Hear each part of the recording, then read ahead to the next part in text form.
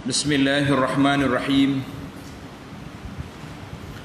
Alhamdulillahi rabbil alamin, wassalatu wassalamu ala rasuli rabbil alamin, nabiyyina wa habibina wa qudwatina Muhammad ibn Abdillah wa ala alihi wa sahbihi wa man walah, amma ba'd.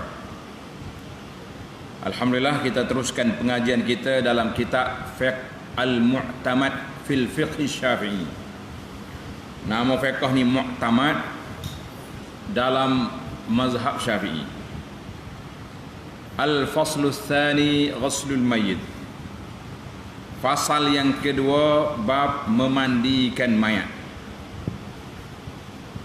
Dalam siri yang lepas kita dah bincang tentang bagaimana adab apabila orang tu nak mati, kemudian setelah mati, setelah kita yakin dia sudah mati, maka 4 perkara perlu dilakukan. Dia panggil tajhizul mayyit. Yang pertama, al-ghusl, mandi. Yang kedua, at-takfin, kafan. Yang ketiga, as-salatu alaih, solat ke atasnya. Yang keempat, ad-dafnu, kebumikan. Wahia furudu kifayatin bil ijma'. Semua perkara ini adalah fardu kifayah dengan ijma' para ulama. Maka kita mulakan permulaan kerja buat kita dalam menguruskan jenazah ini, iaitulah al-ghusl, mandi.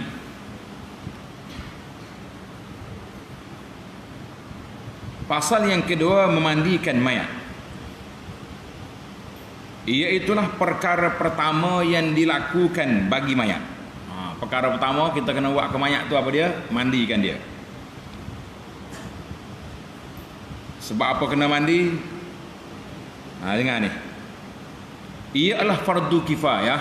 Apa makna fardu kifayah? Apabila ada orang buat, tak berdosa lagi lah orang lain. Mana sebahagian orang lakukan, yang lain-lain tu lepas. Itu makna fardu kifai. Ada orang tunai, ada orang laku, kita tak payah buat. Seperti mana yang diriwayat oleh Abdullah bin Abbas radhiyallahu anhuma, bahawa Rasulullah sallallahu alaihi wasallam bersabda mengenai seorang lelaki yang terjatuh dari untanya sehingga meninggal dunia. Allah, orang ni dia pergi haji, jatuh atas unta, patah tengkok dia, mati. Maka Nabi SAW bersabda, irsiluhu bima'in wasidrin. Nabi kata, mandikanlah dia dengan air dan daun bidara. Hadis ini dalam Bukhari dan Muslim. Apabila dimandikan oleh seseorang yang termasuk dalam golongan fardu kifayah, maka telah gugur dosa yang lainnya. Dan jika mereka semua meninggalkan, maka mereka semuanya berdosa. Ada orang mati, sekampung ni tak ada orang pandai nak mandi mayat. Dosa semua puak dia tu. Jadi kita kena, ada sebahagian yang buat, yang lain-lain tu lepas. Sifat al-ghasil. Isu yang pertama kita akan bincang sifat-sifat orang yang akan memandikan mayat. Siapakah orang yang layak, orang yang patut, yang selayaknya, yang sepatutnya memandikan mayat? Siapa? Kalau mari tanya pak kita, senang ya. Dia kata tu kan mandi mayat. Tak kira lah dia ustaz ke, pak imam ke, AJK masjid ke, AJK tanah kubur ke, ya betul. Lah, dalam kitab kita dia tak kata tukang mandi mayat, dia senaraikan orang. Tanda baik-baik pelajar. Sesungguhnya orang yang layak, yang sepatutnya, yang utama memandikan mayat ialah orang yang lebih layak mensolatkannya. Siapa dia layak solat atas dia, maka orang itu kena mandi mayat. Iaitu ahli keluarga yang lebih dekat, yang paling dekat. Siapa dia? Kalau ayah kan, anak-anak dia kan. Al-aqrabu fal-aqrabu, orang yang lebih dekat dan seterusnya yang jauh sikit. Kita kata mula-mula anak dia, adik-beradik dia kan. Lelaki memandikan lelaki dan wanita memandikan wanita mengikut urutan asabah. Tulis dengan sad. Asabah. Asabah tu penerima pusaka. Itu mana asabah. Mana kalau dia seorang, dia ambil semua pusaka kita tu. Itu dia asabah. Maka didahulukan ayah dan datuk. Ayah dulu. Mana kalau anak mati, ayah kena mandi. Dan datuk. Kemudian anak dan cucu. Tulis nombor 1. Kalau kita buat carta comel, letak nombor 1 siapa? Belah atas ayah dan atuk. Kumpulan yang kedua anak dan cucu.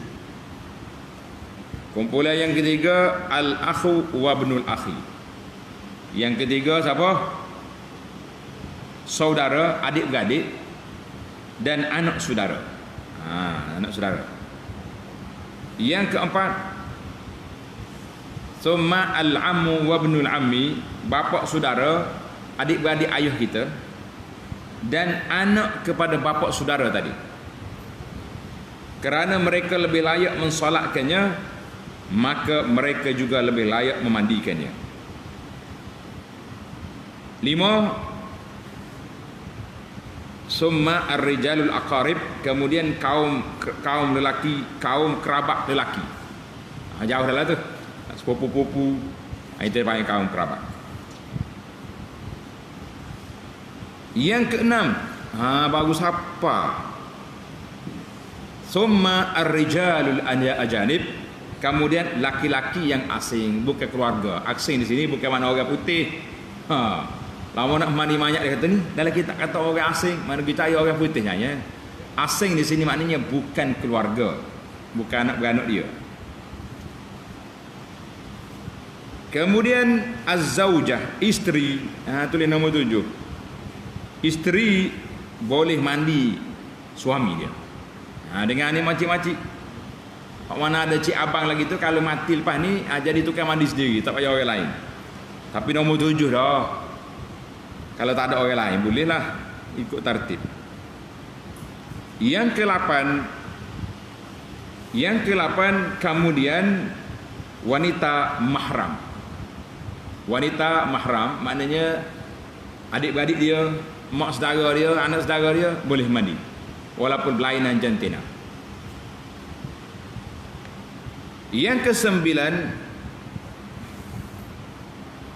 dan didahulukan asabat ke atas isteri. Ni tertibnya asabat dulu lah. Asabat tu maknanya adik-beradik dia hok rapat tu.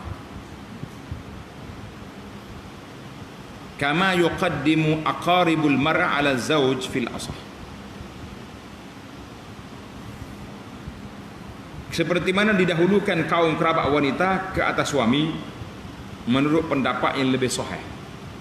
Mana kalau ada orang wanita, suruh wanita lah sama-sama dia kan.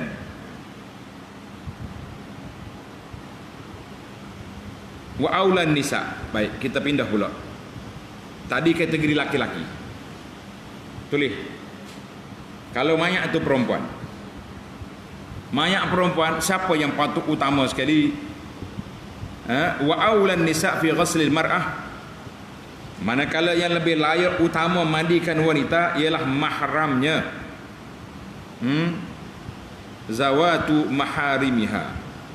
Mahramnya, kemudian kaum kerabatnya yang lebih layak memandikan wanita. Ya, kemudian kaum kerabatnya yang bukan mahram. Mana orang rapat dengan dia, adik-beradik dia, keluarga dia lah. Kemudian anak beranak dia. Anak beranak dia yang perempuan jugalah maksud dia. Summal ajnabiyah. Yang keempat dah tu. Kemudian wanita yang bukan keluarga. Wanita asing tu maksudnya wanita yang bukan keluarga. Bukan makhluk orang putih kan. Summa zauj, kemudian suami. Cik abang dia boleh mandikan isteri. Dia panggil sebagai khidmat terakhir kita di atas dunia. Abang dia kata saya mandilah dia ni. Moga dia duduk sayang dengan saya 50 tahun dah tegak, kan? Boleh. Kemudian kaum lelaki mahram yang kelima. Lima. Kaum lelaki mahram, mana adik-adik dia boleh. Lah yang mahram. Dan didahulukan wanita ke atas suami kerana wanita dengan wanita lebih layak. Jika tidak ada yang menghadiri mayat lelaki, tabirah. Stop situ dulu. Jika tidak menghadiri, tidak ada yang menghadiri mayat lelaki kecuali wanita asing. Mana orang ni mati di sebuah tempat yang tidak ada laki-laki, wanita semua situ. Contohlah satu sebuah dia panggil pulau wanita. Tak ada laki-laki, kan? Maka wajib ditayamumkan dan tidak dimandikan dia. Tayamumnya lah. Demikian juga mayat wanita dengan laki-laki asing, maka tidak dimandikannya dan cukup ditayamumkan. Kita tayamum dia tak payah mandi. Sebab siapa dia nak sentuh dia? Tak ada mahram, tak ada jantina yang sama. Baik. Yushtaratu fil ghasil, orang yang memandikan mayat disyaratkan Islam jika mayat itu seorang Islam. Jadi kalau dia orang Islam, kita suruh orang Islam juga mandi. Jika orang kafir, maka yang lebih layak memandikannya ialah kaum kerabatnya yang kafir. Sama-sama kaf belaka. Senang. Boleh jadi dia nak baca japi apa dia, bahasa-bahasa agama dia. Kemudian kaum kerabatnya yang Islam. Kalau tak ada adik-beradik. Contohnya na'udzubillah lah, dia ni seorang yang kafir. Adik-beradik dia yang lain masuk Islam belaka dah. Maka kena orang kafir dulu, kemudian adik-beradik dia yang kaum kerabatnya yang Islam.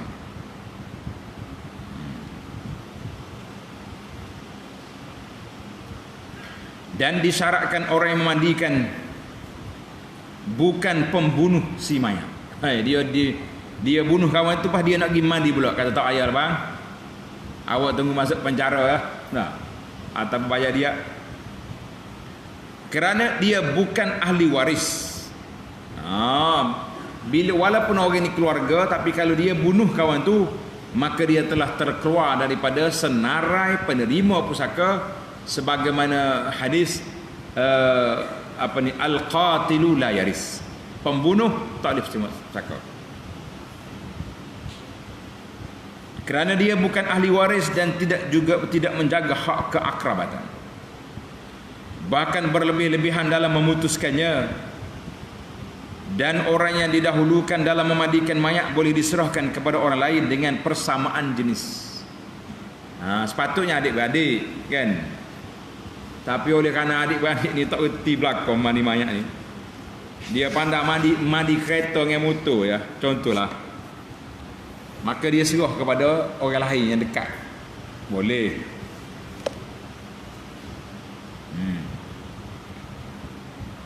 Boleh diserahkan. Dan jika tidak didapati seseorang untuk memandikan mayat lelaki kecuali wanita asing, dan tidak didapati seseorang untuk memandikan mayat wanita kecuali lelaki asing, maka mandi itu gugur. Tanda hukum mandi gugur, dan wajib tayamum menurut pendapat yang lebih sahih sebagai pengganti mandi, dengan mengkiaskan ketiadaan orang yang memandikan atas ketiadaan air. Sebagaimana tidak ada air, kita boleh tayamum. Tidak ada orang mandi, boleh apa? Boleh ditayamum. Itu dia panggil dalam bab kias.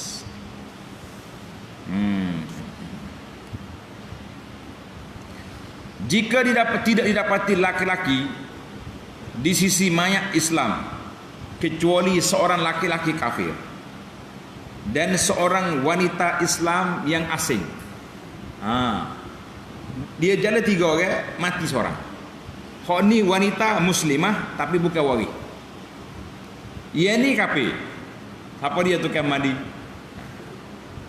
Hendaklah dimandikan oleh lelaki kafir. dan disembahyangkan oleh wanita Islam. Bergabung dua tu. Sebab kafir maya tak jadi. Yang pergi baca ke apa?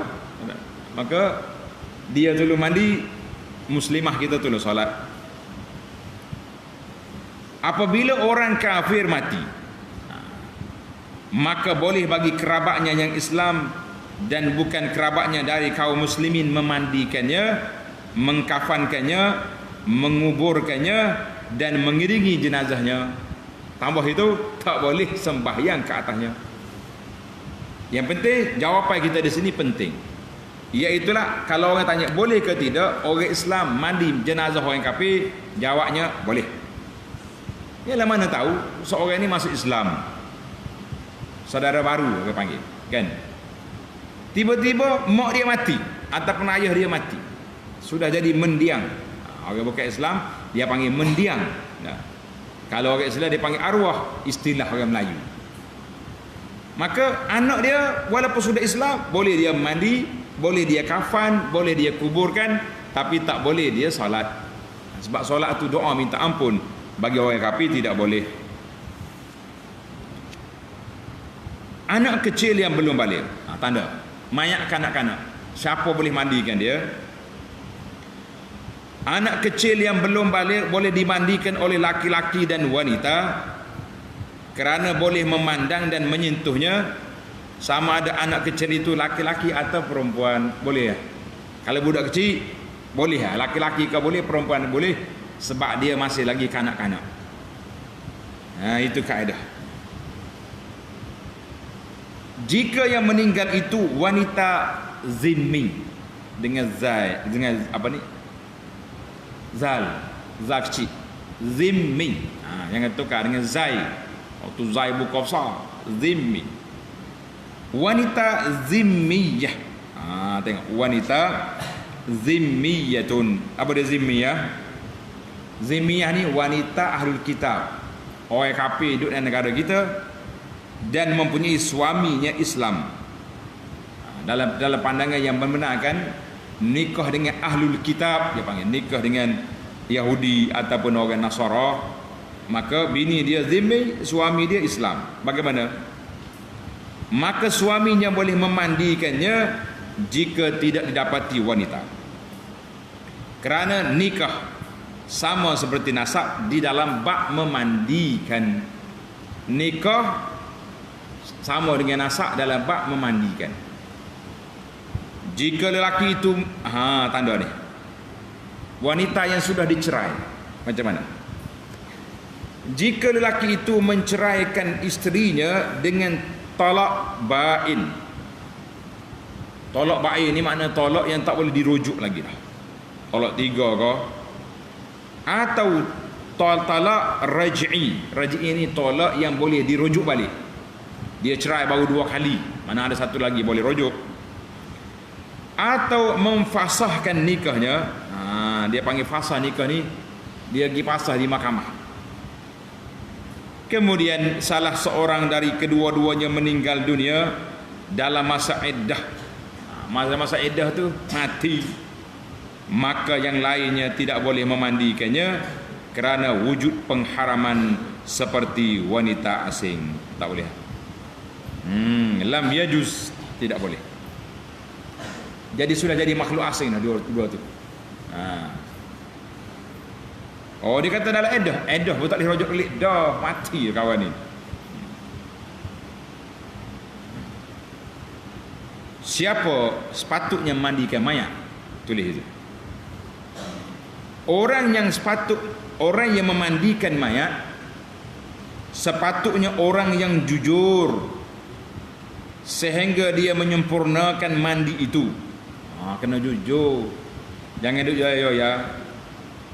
Menutupi ataupun merahsiakan apa yang dipandang buruk dan menzahirkan apa yang dia nampak baik.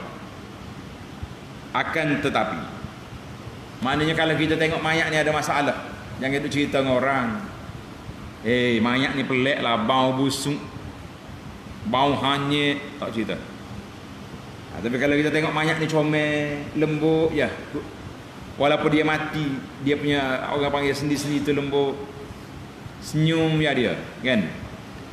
Kadang-kadang mungkin bau semerbak, bau wangi, boleh kita cerita dengan orang. Itu pun seeloknya tak sedut cerita banyak lah. Takut orang pergi puja kubur dia pula. Pemuja kubur ni sukalah lagu ni. Mayat ni wali ni. Masuk nombor ekor jadi. Sudah. Jadi jangan ditular-tularkan. Bagi tahu kepada keluarga dia, insya-Allah si mati ni mati dalam keadaan baik, husnul khatimah insya-Allah. Kita tengok dia senyum ya muka. Boleh kata gitu. Tapi jangan kata ahli syurga dah ni, jangan. Kita dah baca dalam kitab kita kan. Dalam kitab tafsir baca dalam kitab hadis, Nabi kita larang mensyurgakan orang, beri title syurga pada orang itu tidak boleh. Akan tetapi sekiranya dimandikan oleh orang fasik, orang yang tak jauh mandi, maka sah ia. Sah lah muka kita nak mandi tu kan. Dan tidak wajib diulangi. Dianjurkan tidak dihadiri pemandian itu kecuali orang yang memandikan dan orang yang menolongnya ketika memandikan, dan wali mayat boleh masuk sekalipun tidak mandi dan tidak menolong kerana perhatiannya atas kemaslahatannya. Ingat nih, waktu mandi mayat jangan ramai-ramai. Masuk 2, 3, 4 orang yang nak mandi mayat, ataupun wali dia, anak dia bolehlah masuk tengok. Sempurna kalau tak sempurna, keadaan eloknya anak tu musyarakah sekali lah. Kalau kita tak pandai nak gosok pun, orang panggil jom bagi air. Biarlah ada khidmat kita terakhir pada ayah kita ni. Dia duduk mandi kita jak kecil lagi. Waktu dia mandi tak boleh ke, waktu dia mati tak boleh ke kita mandikan dia. Allahu Akbar. Di manalah kedudukan anak-anak kita, perasaan dia kepada ayah, jangan. Setengah anak-anak hok modern ni dah panggil tukang mandi banyak. Berapa ustaz mau? 400. Oh beres, saya bayar cash. Di mandi bapak saya. Dia duduk mau isap okok tangga. Pastor perangai sungguh aku ni. Ada perangai gitu. Jangan duduk gurau. Allahu Akbar. Allah irham bapak saya cerita dulu. Tak tahu dia jumpa di kampung mana. Orang ni mengaji di luar negeri, luar negara. Balik-balik mari. Cakap Melayu tak apa betul dah. Guru, tolong semayang, bapak saya meninggal dunia. Ayah kita mengilip kepala, Masya Allah. Kecik orang putih Melayu pun jadi. Tolong semayang, bapak saya meninggal dunia. Mana agak? Macam mu'alah orang putih baru. Baru sunnah. Baik. Habislah kita. Kaifiyatul ghusl. Cara memandikan mayat. Macam mana cara yang mandi mayat? Bagi memandikan mayat ada 2 cara. Cara yang seringkasnya dan cara yang sempurna. Mana kita ada 2 cara lah. Boleh jadi mayat ni terdesak, kita boleh mandi secara simple saja. Buat cara tu. Yang penting cukup syarat. Sah. Dan yang kedua yang kita naknya, kita mandilah dengan cara yang sempurna. Yang pertama, mandi yang lebih rendah. Adna tu dia terjemah lebih rendah. Sebenarnya boleh kita terjemah, kita kata mandi yang yang ringkasnya. Tapi ringkas pun cukup syarat lah. Iaitu sekurang-kurang yang dengannya tercapai makna mandi, sempurna fardu dan terangkat dosa. Dosa orang tak mandi lah. Yang demikian dengan membuang najis jika ada najis pada tubuhnya. Mula-mula kita buanglah najis-najis kotoran yang ada tu pada tubuh dia ke. Kemudian meratakan air pada seluruh tubuhnya, dan itulah yang fardu dalam mandi junub pada orang hidup, maka sama seperti mayat dalam fardu mandi. Habis kita bersihkan dia daripada kotoran, lepas tu kita jiru air dia, sudah. Mana air kapal? Siap. 5 minit siap. Sahnya mandi itu dengan tidak disyaratkan niat. Beza sikit lah. Kalau mandi junub kita kena niat mandi. Hak mandi mayat ni tidak mengapa tidak niat. Jangan pula sudah mandi tengah hari kapal, "Woi, sorry, aku tak niat tadi." Tak perlu. Tak payah mandi, tak payah niat. Kenapa? Tidak disyaratkan niat orang yang memandikan menurut pendapat yang lebih sahih. Oleh itu sah jika yang memandikan mayat itu seorang kafir. Tadi kita sebut dah, kafir boleh mandi orang. Kerana maksud dari mandi itu adalah kebersihan dan ia tidak tertakluk kepada niat. Innamal a'malu binniyat itu di dalam perkara ibadat. Dalam perkara biasa ni boleh ya, tak niat pun tak apa. Tidak disyaratkan niat tidak bermakna gugur kewajipan mandi orang yang mati tenggelam, bahkan wajib dimandikan. Orang ni mati lemah air, maknanya dia sudah mati tadi, dia mandi ke tidak? Mandi dah dalam air sampai 3 hari 4 hari baru jumpa. Maka bila bawa naik ke darat, kita nak ke bumi ke dia, kita kena mandi semula dia. Waktu dia duduk dalam air tak kira. Kerana kami diperintahkan memandikan mayat, dan fardu itu tidak gugur dari orang yang hidup melainkan dengan perbuatan mereka. Kita orang hidup ni diperintahkan supaya mandikan mayat tu. Kalau mu tak mandi, dia mandi sendiri tak jadi. Itu kaedah. Oleh itu, jika mayat dikebumikan tanpa dimandikan, wajib dibongkar untuk memandikan mayat itu, dan tidak wajib dibongkar jika ia dikebumikan tanpa dikafani. Kalau kita mandi, tak mandi, kena buka balik mayat. Buat naik semula, mandikan dia, solat, masuk. Tapi kalau kita solat dah tapi kita tak kafan dia, sah, tak payah buka kubur. Biarlah, kira dia sejuk gitu, tak baju dalam kubur. Nak kata apa? Memandikan mayat adalah penghormatan,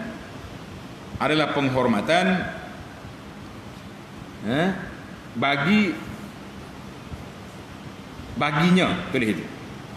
Takrimun lahu, ada kalimah lahu tertinggal. Memandikan mayat adalah penghormatan baginya dan pembersihan, iaitu wajib bagi setiap mayat orang Islam kecuali orang yang mati syahid di dalam peperangan, seperti yang akan dijelaskan, tidak wajib dimandi dan tidak dikafankan. Orang yang mati syahid, pakai kita tanah dengan mayat, dengan darah-darah dia, baju-baju hak luka dia tu tanah. Sebab apa? Sebab dia bangkit hari kiamat esok dengan lukanya, dengan darahnya. Masya Allah, tabarakallah, besar kedudukan dia. Habislah kita. Itu adna cara yang paling ringkas, yang paling mudah. Sekarang ni kita nak berpindah kepada mandi yang sempurna. Macam mana cara mandi yang sempurna? Kalau dengar kau hak mudah tak ni? Semua kita ni pandai dah mandi mayat. Pandai ke tak? Pandai. Apa tak pandai? Cara mandi yang sempurna macam mana? Iaitulah mandi yang tercapai padanya sunnah. Cara sunnah yang Nabi kita ajar. Dijaga perkara-perkara sunat dan ada-adanya, yang demikian dengan mengikut perkara-perkara yang berikut. Kita ikut peraturan yang berikut.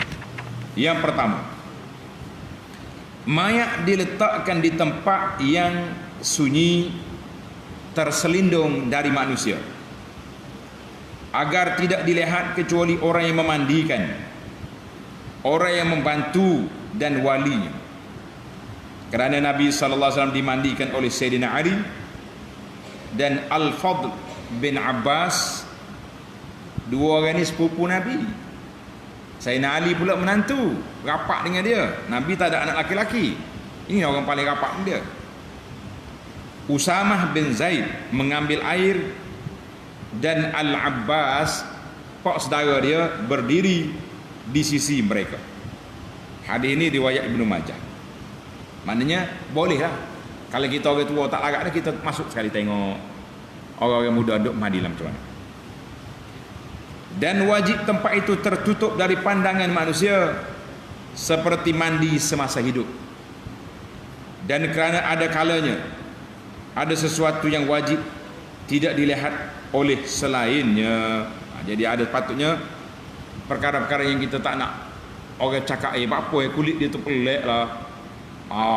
Kita tak apa lama gini. Jadi orang jadi buka mulut, celupar mulut, jadi duduk perli ke dia pula. Nah. Yang kedua, meletakkan mayat di atas papan atau tempat mandi mayat yang telah disediakan. Kita tak tinggi sikit, pasal mudah nak orang panggil nak jirus, nak siram, untuk memudahkan pemandian dan menghalang terkena percikan air.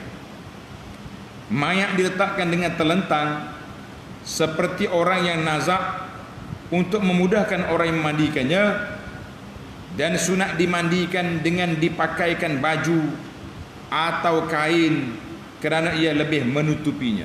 Manakala kita ada baju ataupun biasanya masyarakat kita ni tak pakai baju masa mandi kan, dia tuduh semua dengan kain apa ni, dengan kain macam kain selimut itulah, kain cadar yang nipis-nipis, mudah nak kira.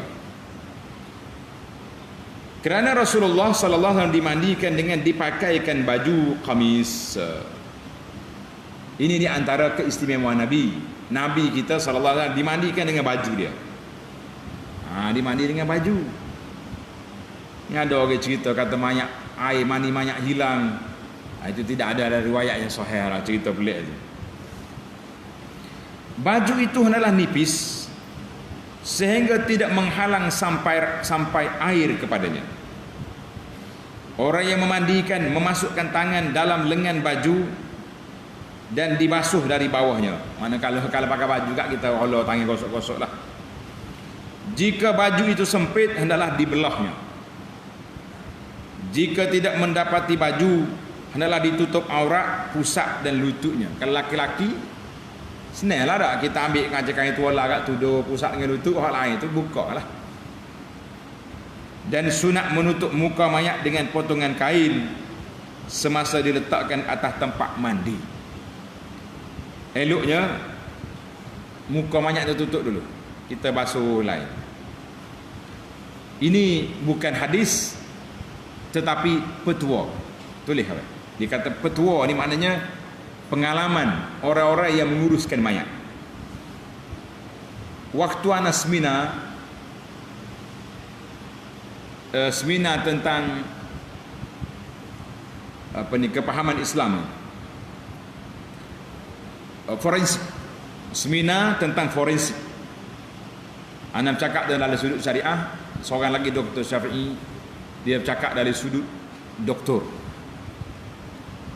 Sambil duduk minum, ana tanya doktor duk main mayat orang ni, belah mayat ni malam-malam berasa lagu mana? Pengalaman ni berasa lagu mana? Dia kata ada kaedah. Kaedah ni bukan hadis ni, yang punya kaedah maknanya pengalaman dia. Dia kata kalau kita nak uruskan mayat, kita jangan buka muka dulu, kita kena mari daripada kaki. Mana buka kaki tengok naik ke atas, InsyaAllah malam itu tidur di negara. Kalau buka muka dulu, malam itu duduk ingat ke Tuhan. Itu kaedah Allah. Kalau orang mani mayat pun eloknya begitu jugalah, kita tengok. Tapi orang mani mayat ni dia kalih, takut. Mayat dia takut dia. Ya. Allahu Akbar. Baik, yang ketiga, mayat didudukkan atas tempat mandi dengan lemah lembut. Akak letak jangan muka dia mati tak berasa apa, pakai bom tahu itulah. Bukannya nak belah kambing ni orang. Dicondongkan sedikit ke belakang untuk memudahkan keluar najis dalam perutnya. Mana kita akak kepala dia tu biar orang panggil mudah nak keluar najis-najis yang ada tu. Meletakkan tangan kanan atas bahunya, atas bahu mayat, dan ibu jarinya diletakkan pada tengkuk. Ibu jari kita letak di tengkuk agar kepalanya tidak condong. Maknanya kita pegang gini, biar terakak sikit kepala dia tu. Mudah nak apa ni, nak tolak isi-isi dalam perut dia tu keluar, senang. Kemudian disandarkan punggung mayat pada lutut kanannya dan diletakkan atas perut mayat dengan kuat, ditekankan atas perut mayat dengan kuat untuk mengeluarkan kotoran yang ada padanya, takut ia terkeluar selepas dimandikan atau dikafankan lalu merosakkan tubuh ataupun kafan.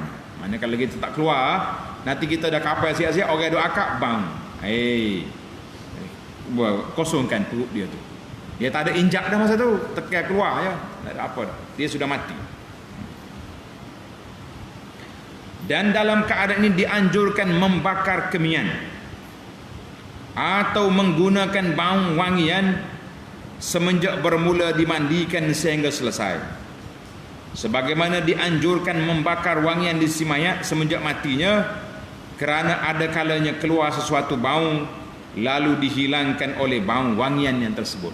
Jadi kalau ada orang mati, elok kita bakar kemian supaya orang mari itu bau kemian, tidak bau mayat. Zaman kita ini kalau tak bau kemian boleh. Ni ambil ni alat-alat hok bau fresh ke. Orang sembuh mayat. Yang penting biar ada bau, sesuatu bauan yang wangi. Dia kata bau kemian ni macam nak bomo pula ni. Tak, tidak tak sembomo. Kemudian orang yang memandikan, membaringkan mayat itu dengan telentang dan membalut tangan kirinya dengan potongan kain atau memakai sarung tangan dan membasuh kemaluan dan duburnya, kemudian dibuang potongan kain. Kita guna tangan kiri lah sebab kita nak basuh, istinjakan dia. Setelah kita tekan dia keluar habis barang-barang dia dalam tu kan. Kemudian mengambil potongan lain pada tangan kirinya lalu membasuh mulut dan lubang hidungnya untuk membuang kotoran yang ada padanya seperti berkomo-komo dan beristinsyak, masuk air dalam hidung. Kemudian diwudukkannya 3 kali seperti orang yang hidup dengan berkomo-komo dan istinsyak, memasukkan air ke dalam hidungnya semula. Jadi kita kena basuh siap, kita ambil wudukkan dia. Yang keempat, membasuh kepalanya, kemudian janggutnya dengan sabun dan seumpamanya dari alat pembersih, shampoo lah. Disikat rambut kepala dan janggutnya dengan lemah lembut dengan menggunakan sikat yang luas giginya. Takut cabut rambut. Jangan dia panggil apa ni? Apa dia panggil? Sisi orang tua ni hok kuat tu. Atau cuma dah cabut rambut. Jika ada rambutnya yang tercabut, hendaklah diletakkan pada kafannya untuk dikuburkan bersamanya sebagai penghormatan baginya. Sebab rambut dia cabut masa dia mayat dah. Yang kelima, dibasuh sebelah kanannya dari leher hingga ke tapak kaki. Kita mula basuh belah kanan dulu. Itu sunnah at-tayammum. Kemudian sebelah kirinya seperti itu. Kemudian dimiringkannya ke sebelah kiri dan dibasuh sebelah kanannya dari tengkuk dan punggung. Mana kita miringkan dia, kita basuh balik belakang pula. Hingga tapak kaki. Kemudian dimiringkan ke sebelah kanan lalu dibasuh sebelah kiri seperti itu. Dan ini diiktibarkan satu basuhan dengan meratakan air pada seluruh tubuhnya. Selesailah satu kali. Sunat dibasuh kali kedua dan ketiga seperti itu agar cukup 3 kali. Dan pada setiap basuhan diletakkan sedikit kapur jika mayat tidak memakai ihram. Mana mayat itu mati biasa. Kalau mayat mati dalam keadaan ihram, tidak. Jika keluar najis dari mayat setelah itu, wajib dibuangnya sahaja. Tidak perlu diulangi wuduk dan mandi. Basuh situ lah. Ada yang mengatakan najis itu dibuang dan diulangi mandi jika najis itu keluar dari faraj, dan ada yang mengatakan diulangi wuduk sahaja. Ada khilaf situ. Mana pendapat yang pertama itu yang muktamad dia. Asal pada kaifiah ini ialah hadis yang diriwayatkan oleh Ummu Atiyah. Pilih Ummu Atiyah Ain Ta Ya Tabula radhiyallahu anha, katanya Nabi SAW masuk ke tempat kami dan kami ketika itu sedang memandikan anak perempuannya Zainab. Baginda sallallahu alaihi wasallam kemudian bersabda, Nabi kata, "Irsilnaha salasan au khamsan au aktsar in ra'aitunna bima'in wa sidrin waj'alna fil akhirati kafura au syai'an min kafur wabda'na bimayaminiha wa mawadhi'il wudu' minha." Itu jelaslah hadis ni. Nabi kata apa? Mandikanlah dia sebanyak 3 kali. Itu paling kurang. 5 kali. Ataupun banyak lagi 7. Apabila kamu merasakannya perlu. Mana air tak cukup lagi, basuh 7 kali. Begitu juga mandikanlah dia dengan air dan daun bidara. Akhirlah basuhan tersebut dengan menggunakan air kapur barus sedikit, atau sedikit kapur barus. Mulakanlah dengan sebelah kanannya dan tempat-tempat wuduk daripadanya. Itu arahan Nabi kepada Ummu Atiyah yang sedang memandikan anak perempuan dia. Ummu Atiyah berkata, maka kami menjalinkan rambutnya dengan 3 jalinan dan kami letakkan di belakangnya. Letak jalinan, kita letak di belakang dia. Maknanya orang panggil macam pintar rambut tu lah kan. Allah ya Rabbi ya Karim ya Allah. Cerita orang mandi ni. Setelah selesai dimandikan, sendi-sendi mayat dilembutkan. Ingat, sendi mayat tu kena lembutkan untuk memudahkan pengkafanan. Kemudian dikesak tubuhnya sehingga kafannya tidak basah. Beza. Kalau kita hidup makruh, kita kesak yang kita mandi, yang kita wudu. Tapi waktu mandi mayat kena kesak. Sebab apa? Takut basah kain kafan. Kan? Habislah kita. Jika mayat memakai ihram haji atau umrah, dimandikan seperti selainnya. Mana kalau orang ni mati dalam keadaan ihram. Kalau mati Mekah saja tak apa. Mati dia tengah pakai ihram. Orang pakai ihram ni tak boleh berwangi, tak boleh. Dia maka dia mandi macam biasa tanpa diletakkan kapur barus atau wangian, bukan awan tu. Boleh. Atau kapur barus, au ma lahu raihah, ataupun wangian pada air mandian. Jangan letaklah air wangi jangan. Atau pada tubuhnya, seperti mana hadis Ibnu Abbas radhiyallahu anhuma, katanya anna rajulan waqasahu ba'iruh wa nahnu ma'an nabi sallallahu alaihi wasallam wa huwa muhrim.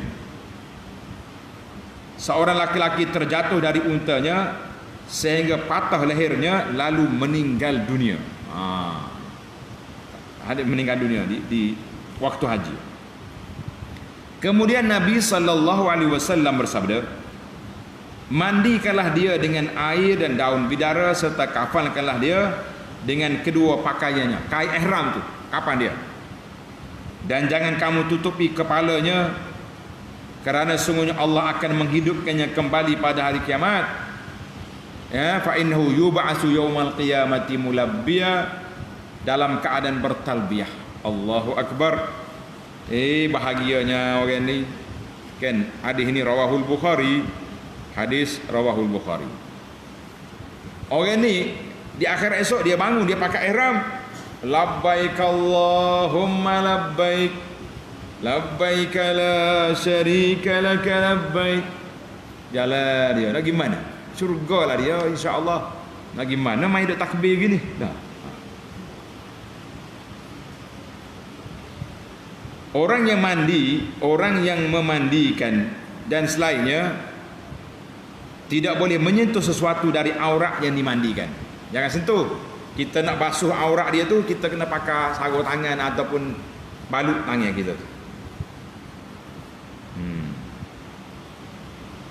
Dan tidak boleh memandang auratnya.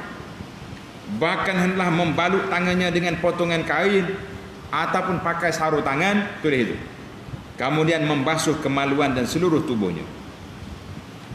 Orang yang memandikan dan selainnya disunatkan tidak melihat kecuali yang mesti daripadanya.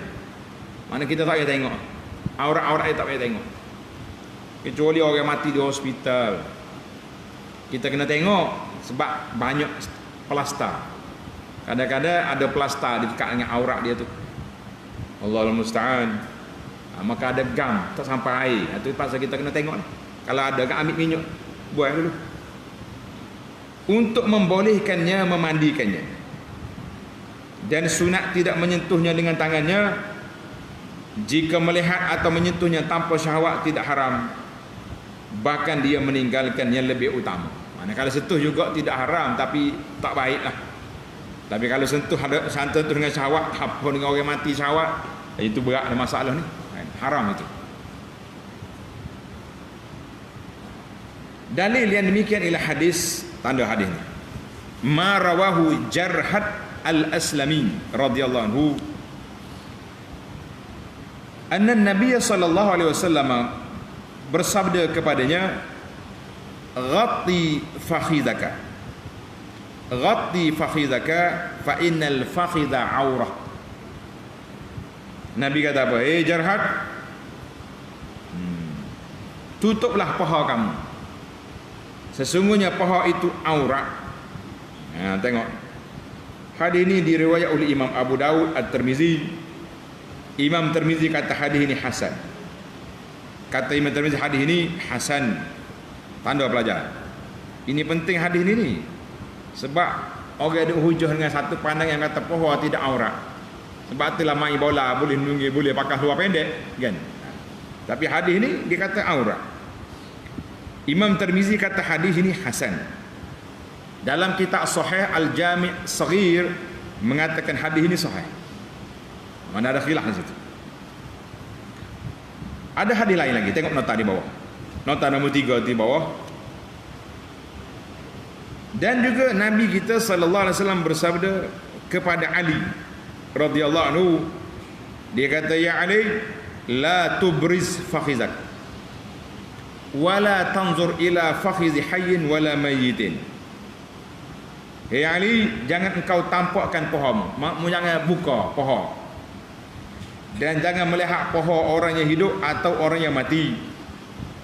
Hadis ini dikeluar oleh Imam Abu Daud, tanda pelajar. Kata di Imam Nawawi dalam kitabnya Al-Khulasah, hadis ini dhaif. Hadis Ali ini yang kedua ni dhaif. Yang pertama tadi sahih. Dan dalam apa ni, dalam Sunan Abi Daud dia kata dhaif. Cuma seorang ulama lagi dia kata, Syekh Syu'aib Al-Arnaud rahimahullah, dalam tahqiq kita dia kata hadis ini dhaif, tapi dengan beberapa riwayat menjadikan hadis ini hasan li ghairihi. Mana hasan li ghairihi? Dhaif li zatihi, itu kaedah. Maknanya hadis ini khilaf. Sebab tu kita tak boleh nak bermudah-mudah lah. Relax-relax nak basuh kereta pakai luar pendek. Kenapa pakai luar pendek tu? Khilaf. Khilaf tak khilaf pun. Ada ulama yang mengatakan hadis ini sahih ataupun hasan. Jadi kalau ada seluar panjang, kenapa mau pakai seluar pendek? Budak-budak sekarang ni kata. Paling tidak pun kita bawa seluar yang seluar mandi tu, sampai ke lutut. Boleh sekat. Nak mendek seluar juga dia pun. Buat apa? Baik. Apa lagi hadis ni? Panjang hadis ni kalau duk bahas dia. Dan bahawa naik mula ke atas, habis dah nota kaki. Dan bahawa Sayyidina Ali radhiyallahu anhu memandikan Nabi sallallahu dengan memegang potongan kain untuk digunakan membasuh di bawah baju. Nabi Ali dia pakai balut tangan dia tu. Dan juga Rasulullah sallallahu alaihi wasallam bersabda, ada dalam hadis, hurmatul muslim ba'da mautihi ka hurmatihi qabla mautihi. Kehormatan orang Islam setelah matinya sama seperti kehormatannya sebelum matinya. Kita kena muliakan, hormat dia. Jangan duduk bogel-bogel situ. Hadis ini.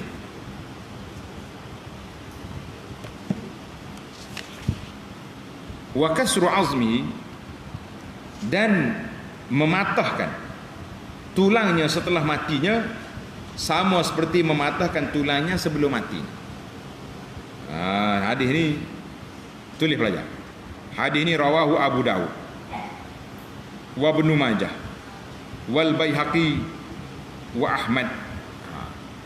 Kata Imam Nawawi rahimahullah taala dalam hadis kasru azmihi, mematahkan tulangnya ketika mati sama seperti waktu hidup. Qala Nawawi fil Majmu' hadisun sahih. Hadis itu sahih.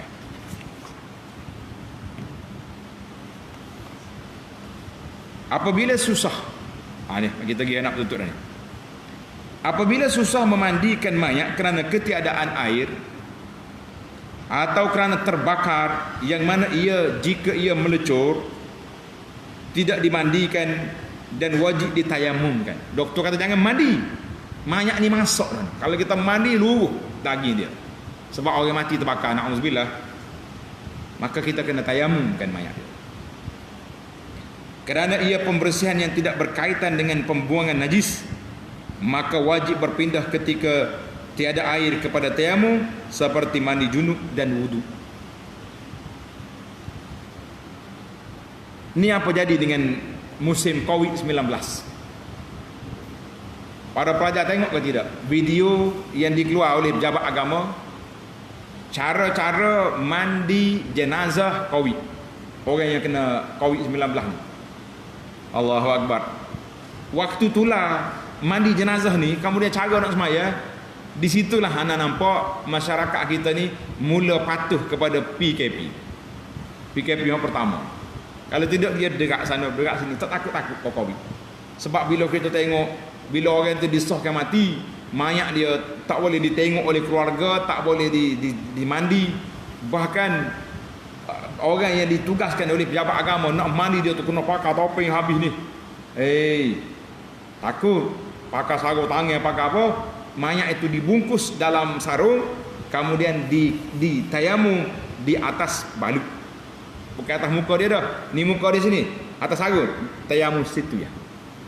Allahu Akbar. Kita kata Allah Ta'ala lah beri pahala kepada orang yang mati, yang kena COVID baru ni. Itu dipanggil fatwa nazilah. Perkara baru yang berlaku di zaman kita ini. Lama dulu tak ada sebut. Dia sebut macam ni je. Baik. Makruh memotong kuku mayat. Kalau mayat tu panjang kuku, tak usah dekat lah. Bukan masa dia nak jangok dah. Orang kerak kuku nak pergi masjid, nak pergi jumpa orang. Mencukur misai, jangan. Mencukur bulu kemaluan dan sunat meninggalkannya kerana bahagian-bahagian mayat terhormat, maka tidak boleh dilanggar dengan melakukan perkara ini, dan tidak ada dalil yang sah dari Nabi sallallahu alaihi wasallam dan para sahabat mengenai yang demikian, maka makruh melakukannya. Atau satu tunjuk warak. Kan? Atau satu tunjuk warak, kita pakai sesah situ.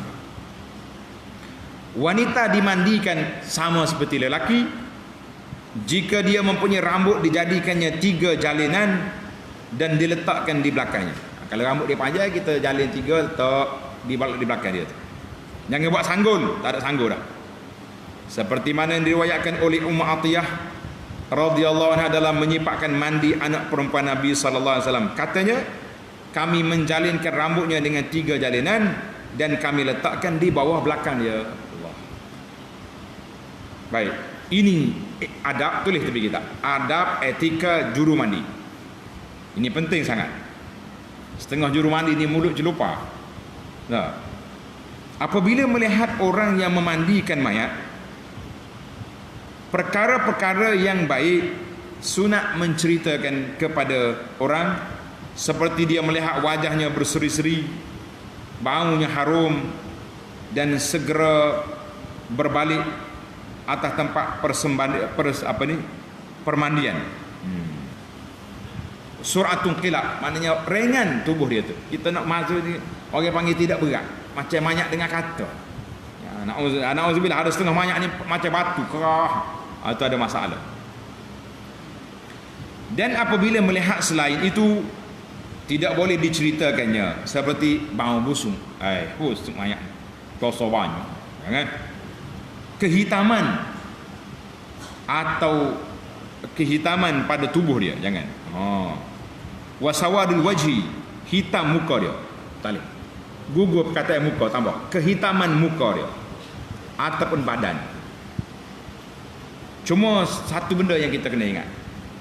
Biasanya kalau orang mati dengan sebab jantung, mayat dia jadi bera. Bera ni berubah dia jadi merah itu mayat.